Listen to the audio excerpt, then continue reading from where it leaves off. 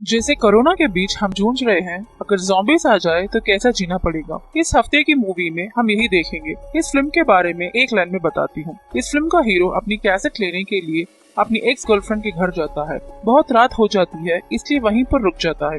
सुबह जब देखा तो सारा शहर ज़ॉम्बीज़ में बदल जाता है और वो अकेले ही इस अपार्टमेंट में अटक जाता है।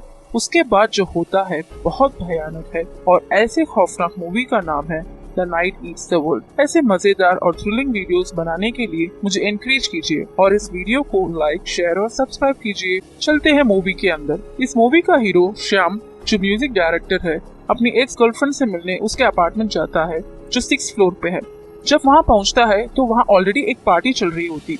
बिन बुलाए आने पर भी उसकी एक्स गर्लफ्रेंड उसका वार्म वेलकम करती है और अपने नए बॉयफ्रेंड से भी इंट्रोड्यूस करती है। ये देखकर वो बहुत अपसेट हो जाता है पर एक्सप्रेस नहीं करता, बस यही कहता है कि उसकी कैसेट उसकी एक्स गर्लफ्रेंड के पास थी और वो बस यही लेने आया है। उसकी एक्स गर्लफ्रेंड उसे इंतजार करने को कहकर सबसे मिलने में बिजी रहती है। वक्त ऐसे ही गुजरता चलता है। श्याम एक लोनली टाइप का आदमी है, इसलिए वो किसी से भी घुल मिल नहीं रहा है। बहुत देर हो जाती है और श्याम को बहुत गुस्सा आ जाता है। वो उठकर सीधा हॉल में जाकर उसकी एक्स गर्लफ्रेंड को खींच ले आता है। तब वो लड़की कहती है कि वो कैसेट उस हॉल की ऑफिस रूम में है और वो वहाँ इंतजार करे। ढेर सारे मेहमानों को पार करते हुए एक आदमी से टकराता है, जिससे उसकी नाक पे मुक्का लग जाता है। वो सॉरी भी बोलता है, जिससे हीरो इट्स ओके कह देता है। फाइनली वो ऑफिस रूम चले जाता है। बाहर लाउड म्यूजिक से निराश होकर रूम लॉक कर लेता है। वहाँ एक कॉटन बॉक्स में बहुत सारे कैसेट्स दिखाई देते हैं। उसमें वो अपनी कैसेट ढूंढने लगता है। उस वक्त उसकी नाक से ज्यादा खून बहने लगता है, जिससे वो बेहोश होके चेयर पे गिर जाता है। उसकी आंख फिर अगले दिन ही खुलती है। वो पछताता है कि वो बहुत देर सो गया था। फिर कैसेट बॉक्स उठाकर बाहर चला जाता है। बाहर का मंजर देखकर वो दंग रह जाता है। सब चीजें इधर उधर, हर तरफ खून ही खून नजर आता है। हाथों में चाकू लिए वो धीरे धीरे आगे बढ़ता है। उसकी एक्स गर्लफ्रेंड वहाँ बैठी होती है। उसके आवाज सुनकर वो जंगलों की तरफ भाग कर आती है। हीरो तेजी से दरवाजा बंद कर देता है। उसे अच्छे से समझ आ जाता है कि वो एक ज़ॉम्बी की शिकार हो चुकी है। वो खिड़की से बाहर की हालत देखता है। उसे हर तरफ ज़ॉम्बीज नजर आते हैं। ज़ॉम्बीज और इंसानों के बीच जंग चल रही होती है। थोड़े लोग अपनी जान बचाने के लिए कार में बचने की कोशिश करते हैं, पर ज़ॉम्बीज उन पे भी वार कर देते हैं। अब बाहर या नीचे जाना मुमकिन ही नहीं लगता। वो जिस कमरे में रहता है वहाँ से छत को जाने की सीढ़ियाँ मिलती है। ऊपर जाने पर मालूम होता है कि चारों तरफ ज़ॉम्बीज ने घेर लिया है और यहाँ पे बचने का कोई रास्ता ही नहीं है। वो कमरे को वापस आ जाता है और उसे साफ करने लगता है। उस वक्त जमीन से गोली चलने की आवाज आती है, जिससे फ्लोर पे छेद हो जाता है। उस छेद को थोड़ा बड़ा करके एक रस्सी से 5th फ्लोर के अपार्टमेंट में जाता है। वो देखता है कि एक बूढ़े बुजुर्ग ने उसकी ज़ॉम्बी वाइफ और खुद को गोली मार दी।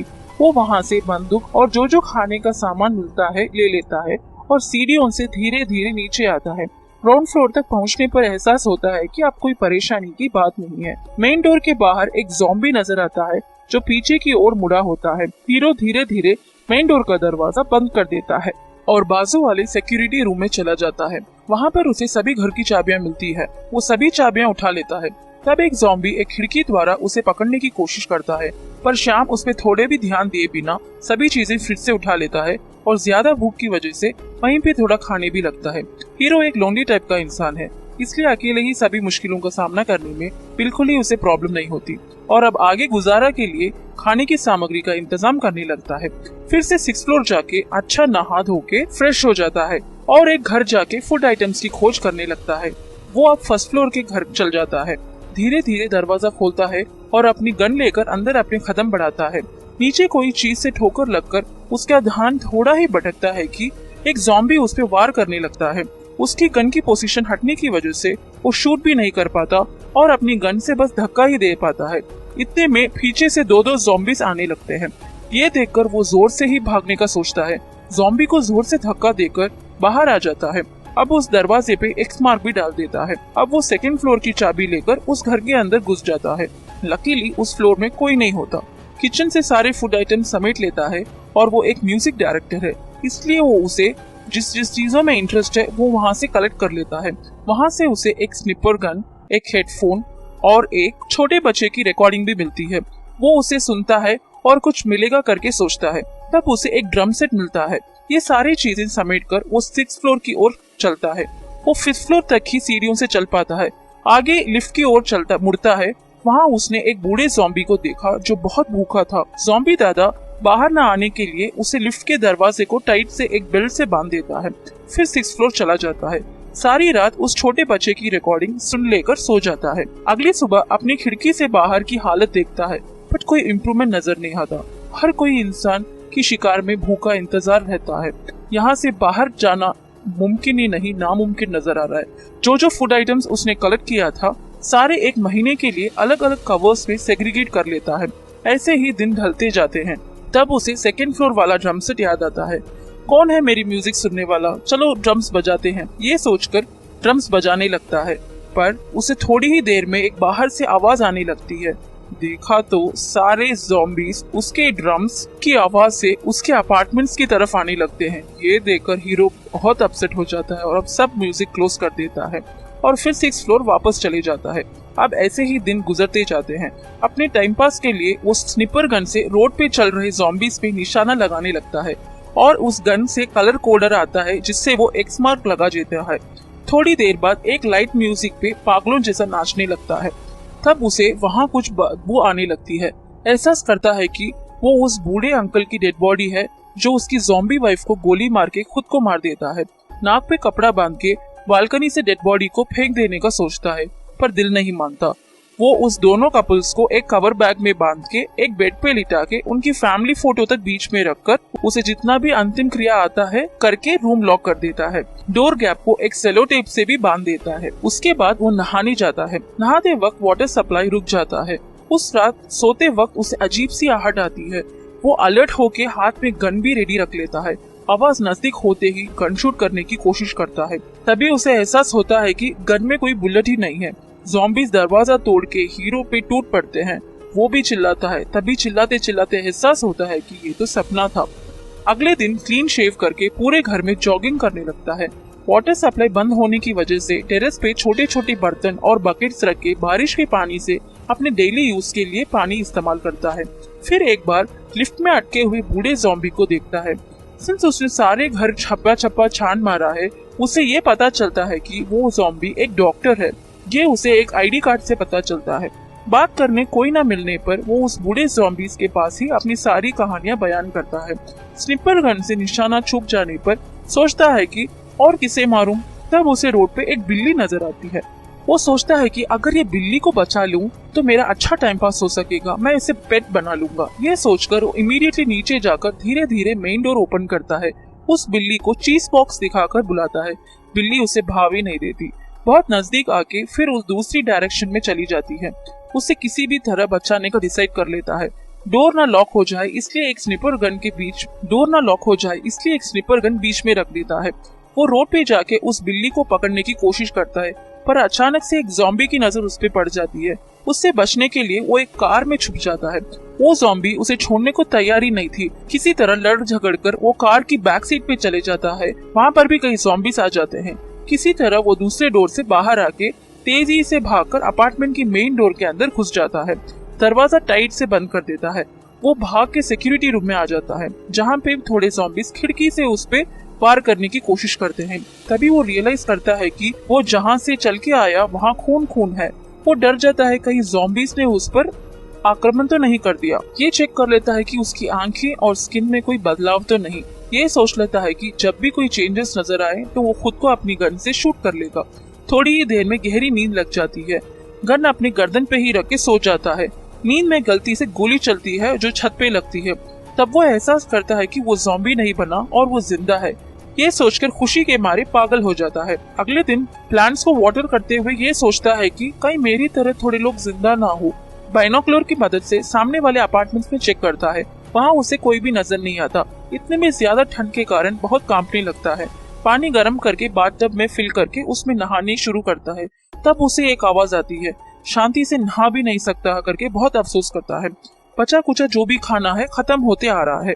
खाना भी खत्म हो रहा है, साथ में ज़ॉम्बी से भी बचा नहीं जा रहा है। क्या करूं, बस यही सोचता रहता है। अब वो ये जानना चाहता है कि टोटल कितने ज़ॉम्बीज होंगे, इसलिए बहुत आवाज से ड्रम्स बजाने लगता है। सारे ज़ॉम्बीज उसके अपार्टमेंट्स के करीब आ रहे हैं, फिर भी वो लगातार बजाते रहता है। बालकनी में खड़े रहकर ये देखकर बहुत मजा लेता है। पिछले बार की तरह इस रात भी उसे कुछ आवाज आती है, बट इस बार ये सपना नहीं है। गन को रेडी कर लेता है। आवाज करीब आते ही डोर की तरफ शूट भी कर देता है। उठकर जाके देखा तो एक लड़की है जिसके पेट पे गोली लगी है और वो अपनी जान से लड़ रही है। वो उसे उठा ले आकर एक बेड पे भी लिटाता है, फर्स्ट एड करने लगता है, सारे बुलेट्स भी रिमूव करता है, पर वो बेहोश हो जाती है। बाहर आकर बहुत रोता है। अगले दिन सुबह ही हीरो यही सोचता रहता है कि वो उस लड़की को अपनी ओर अगले दिन सुबह हीरो बहुत दुखी रहता है। तभी उस लड़की को अपनी ओर चलते आते देखता है। उसकी खुशी का कोई ठिकाना नहीं रहता। दोनों अपने आप को इंट्रोड्यूस करते हैं। उस लड़की का नाम सारा है। थोड़ी ही देर में वो अच्छे बातें भी करने लग जाते हैं। फिर वो सारे अपार्टमेंट्स को दिखाता है। लिफ्ट में अटके हुए ज़ॉम्बी देखकर वो डर जाती है। डरो मत, ये कुछ नहीं करेगा बोलकर इंट्रोड्यूस भी करवाता है। सारा को म्यूजिक बजाकर सुनाता है जिससे वो एंजॉय भी करती है। अब घर के फूड आइटम्स धीरे धीरे खत्म होते जा रहे हैं जिसे सारा भी नोटिस करती है। एज ए लास्ट ऑप्शन वो फर्स्ट फ्लोर वाले घर में जाने का सोचता है। घर के दरवाजे में होल्ड कर देता है और अपनी गन से तीनों ज़ॉम्बीज को मार देता है। फूड आइटम्स की खोज में लग जाता है। फिर उसे जितना फूड चाहिए होता है वो सारा मिल जाता है। वो लेकर वो फ्लैट वापस आ जाता है और सारा को ढूंढने लगता है। सारा टेरेस पे होती है। वो कहती है जो फूड आइटम्स मिले हैं और कितने दिन गुजारा हो सकता है, आगे का क्या करेंगे इस बारे में सोचा है? यहाँ से क्यों बचने का कोशिश नहीं करती? मेरी तरह थोड़े लोग और जिंदा है, उनके साथ रहने पर ही तुम जी पाओगे। यही रहकर मरना है या बचने का भी सोचोगे? कहते हुए वो नीचे चली जाती है। हीरो उसको समझाने नीचे जाता है। रूम बंद होती है। रूम के बाहर से ही सारा को माफी मांगने लगता है। कोई जवाब न आने पर दरवाजा खोलता है। शॉकिंग से रियलाइज करता है कि सारा तो उसी दिन मर गई थी जब उसे गोली लगी थी। सारा के साथ बिताए हुए सारे लम्हे सब उसके इमेजिनेशन या वहम था। अब वो बहुत दुखी हो जाता है कि उसने सारा को मार दिया। वो उसकी डेड बॉडी पे व्हाइट बेडशीट डाल के कैंडल्स जला के उसकी आत्मा शांति की भी प्रार्थना करता है। अगले दिन वो उसकी बैग चेक करता है जिसमें एक बिल्डिंग से दूसरी बिल्डिंग जंप करने की इक्विपमेंट मिलती है।